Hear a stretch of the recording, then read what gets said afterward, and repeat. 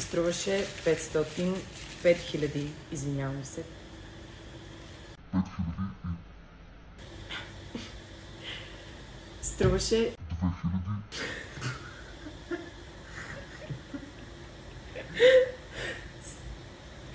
Струваше 5200 бати. Добре дошли, приключенци и бойци. Днес ще разопаковаме два продукта. Единият е DJI Pocket 3 Creator Combo и втория е DJI Mic Mini, за който имам и видео как не можах да открия цял един ден в Банкок. Ще започнем с Creator Combo DJI Pocket 3. Това е камера, която е перфектна за влогинг и перфектна за on the go, както се казва, винаги в движение, винаги да имаш нещо под ръка, което да може да ти послужи да заснемеш всеки един момент от ежедневието си.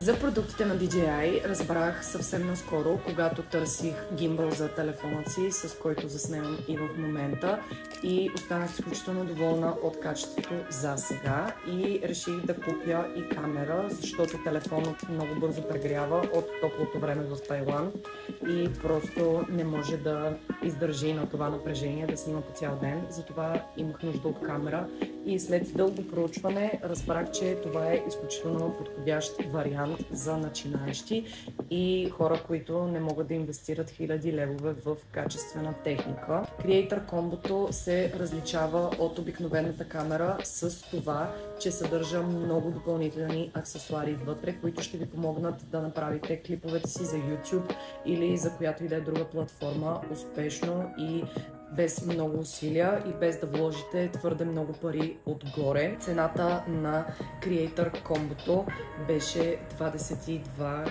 000 бати грубо, което е 1100 лева, което за всички неща, които съдържа кутията, изобщо не смятам, че е много. Ще започнем с тази кутия. В тази кутия се намира протектора на самата камера, който е хубаво да използвате, за да може, ако я сложите в чанта, в сак или в нещо друго, с което се придвижвате в пътуванията ви, в ежедневните ви влогове, да можете да я поставите с екранчето навътре и да предпазите чувствителната част на камерата, както и лещата, разбира се. Отвътре протектора изглежда по този начин. Има два входа за лещи, като втората долната леща, която можете да си закупите отделно, я няма в този бокс. В горната част на протектора има Wide Angle Lens, който можете да употребявате, когато искате да заснемете по-голям ъгъл от ежедневието ви, и е хубаво този протектор да бъде навсякъде. По-късно ще ви покажа и как може да закачите микрофонът за него, всички регламенти за използване и инструкции за употреба. Сега пристъпваме и към същинската част, към камерата, кълъфът за употреба, аксесуарът, който е като преносна батерия, и аксесуарът, който се закача след това и прави трипод, за да можете да поставите камерата някъде на равна повърхност и да можете да се заснемате с нея. Започваме с ето този несесер. Изумителното на тази камера е, че всяко едно нещо е направено до такава степен компактно, че да може да се побира в джоба ви. Той за това се и казва DJI Pocket, защото може навсякъде да влезе, във всяка чанта и да бъде навсякъде с вас, а качеството изобщо не е лошо. В въпросният несесер са абсолютно всички аксесуари и детайли, и включително, разбира се, самата камера. Започваме с първият аксесуар, който изтеглих от несесера, и това е най-дългата част от камерата, която е батерия, и отдолу има място, на което можете да завиете трипода. Сега ще извадя и трипода, и по-късата част на камерата. Стигаме и до същинската част, което е самата камера. Тя изглежда по този начин. има много по-голям екран от DJI Pocket 2, което е огромно преимущество, когато се снимате особено сами с камерата завъртяна към вас, да виждате подробно какво снимате, както и разбира се, ако снимате навън и искате да видите по-детайлно дали сте на фокус, дали сте акцентирали върху някой детайл, и това изключително много помага. Първо ще опитаме да закачим по-малката част аксесуара към камерата, за да завием и трипода и да видите как изглежда първо в по-късия му вариант.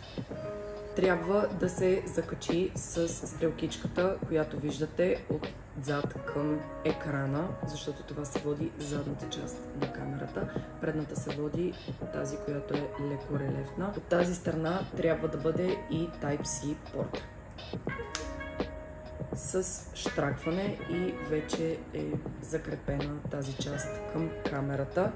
И сега трябва да извадим самия трипод и да го завием към камерата, за да видите как изглежда и в този вариант с късата приставка и с триподът завит отдолу.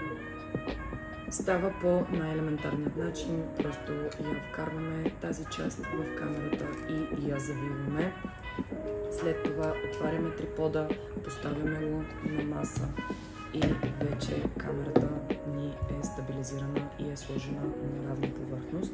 Втората опция за това е отново с трипода да го развием, но този път да употребим батерията, която е допълнителната батерия, идваща с Creator комбото, и една от причините е това комбо да е изключително добро и да си заслужава. След като вкараме удължителя към камерата и батерията, разбира се, индикаторът светва в зелено, което означава, че има батерия. След това завиваме отново за долната част на удължителя и батерията, трипода, и отново има вариант да бъде поставен някъде, като в този случай не е изключително компактен за ръка, защото става много по-дълъг от ръката ви. Така. Следващото нещо, което е изключително полезно в това Creator комбо, е ето този микрофон. Той е изключително компактен. Разбира се, след малко ще ви покажа DJI Mic Mini, които са още по-компактни и още по-малки, но този микрофон е достатъчно сензитивен и достатъчен, за да заснемате влоговете и абсолютно всичко, което ще правите към Creator комбото с DJI камерата. Към микрофона идва и пухче, което да поставите в горната му част, което ви помага, когато навън има изключително много вятър. И също има и дръжка за ръката, която ще ви помогне, когато сте навън с камерата и не можете постоянно да ровите за нея в чантата и предпочитате да я държите близо до ръката си, за да може да я използвате във всеки един момент. Изглежда по ето този начин. Отзад микрофона има клип, който можете да употребявате и да го закачите съвсем спокойно за дреха или за някое друго място, така че да можете да поддържате аудиото на клипа съвсем свободно. И този микрофон сам по себе си е с достатъчна стойност, така че да бъдем радостни, че е включен в това комбо. Също в комплекта има и кабел, който е Type-C към Type-C за зареждане на камерата и на повечето устройства. Един много интересен детайл, който идва към микрофона, е ето този магнит, който можете да употребявате за задната част на микрофона и да го закачате от вътрешната страна на тениски, ризи, съвсем спокойно да можете да се движите и той да не се помръдва. Също така камерата има и леща, която можете да прибавите в предната част на екранчето и, както казах преди малко, тази леща да ви обгърне по-голям обхват от панорамата, която е пред вас или като цяло от кадъра, и да ви е много по-лесно да хванете това, което виждат очите ви. Следващото, което ще разопаковаме, ще бъдат тези микрофони, които, повярвайте ми, не ми беше никак лесно да открия в Банкок. Обиколих повече от 7 магазина и никъде ги нямаше налични в този момент и успях с обаждане по телефона да ги намеря в един шопинг център, в който ми казаха, че е последната бройка и ще ми я запазят, ако отида на същата вечер. И познайте кой пътуваше през половината град, за да може да отида да вземе точно тези микрофони. Те са изключително компактни и удобни и са, мисля, че едно от новите допълнения на DJI. И интересното при тях е, че въпреки малкият им размер, имат капацитет, който е повече от 400 метра, първо, като разстояние, от което се хваща говора и аудиото, и са с 11-часова батерия, което може да ви помогне за цял ден влогване, без да се налага да мислите за това дали ще ви падне батерията на микрофона. И другото хубаво в това е, че идват с кейс за зареждане и 2 микрофона, което ще ви улесни, ако искате да вземете интервю на някого, ако искате да правите домашни подкасти или каквото и да било друго, свързано с 2 микрофона, а не само с един, който идва към DJI Pocket 3 комбото. DJI Mic Mini е с много конкурентна цена спрямо другите качествени микрофони и струваше 5000, извинявам се, 5000 и... струваше 2000...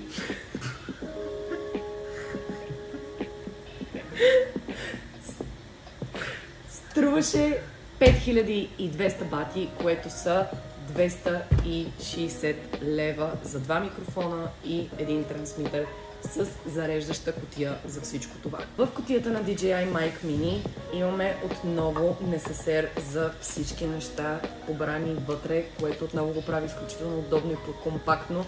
Няма да ми се налага да търся къде да си прибирам цялата скъпа техника.